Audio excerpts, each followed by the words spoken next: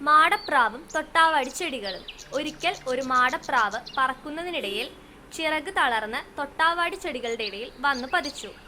തൊട്ടാവാടി ചെടികളാകട്ടെ ഇലകൾ ഒതുക്കി തങ്ങളുടെ മേൽ വന്നു പതിച്ച മാടപ്രാവിന്മേൽ കൂർത്ത മൂർത്ത മുള്ളുകൾ കുത്തിയിറക്കി. മുള്ളുകൾ തറഞ്ഞ് രക്തമൊഴുകി വേദനിച്ചു കരഞ്ഞ മാടപ്രാവ് തൊട്ടാവാടി ചെടികളോട് ചോദിച്ചു: ഞാൻ നിങ്ങളെ യാതൊരു വിധത്തിലും ദ്രോഹിച്ചില്ലല്ലോ, പിന്നെ നിങ്ങൾ എന്തിന് എൻ്റെ ശരീരത്തിൽ മുള്ളുകൾ കുത്തിയിറക്കി എന്നെ ഇങ്ങനെ വേദനിപ്പിക്കുന്നു? തൊട്ടാവാടി ചെടികൾ പറഞ്ഞു: നീ പറഞ്ഞത് സത്യമാണ്, നീ ഞങ്ങളെ യാതൊരു വിധത്തിലും ദ്രോഹിച്ചില്ല.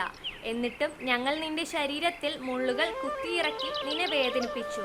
എന്തെന്നാൽ കാട്ടാടുകളും കഴുതകളുമെല്ലാം ഞങ്ങളെ സമീപിക്കുന്നത് ഞങ്ങളെ ദ്രോഹിക്കുക എന്ന ഉദ്ദേശത്തോടെയല്ല, മറിച്ച് അവയുടെ വിശപ്പ് മാറ്റാൻ വേണ്ടി മാത്രമാണ് അവ ഞങ്ങളെ ആഹാരമാക്കുന്നത്. ഞങ്ങളും അവയുടെ ശരീരത്തേക്ക് മുള്ളുകൾ കുത്തിയിറക്കുന്നത് അവയെ ദ്രോഹിക്കാൻ വേണ്ടിയോ അവയെ ഞങ്ങളുടെ ശത്രുക്കളായി കരുതുന്നത് കൊണ്ടോ അല്ല, മറിച്ച് അവയുടെ ഭക്ഷണമായി ഞങ്ങൾ നശിച്ചു പോകാതിരിക്കാൻ വേണ്ടിയാണ്.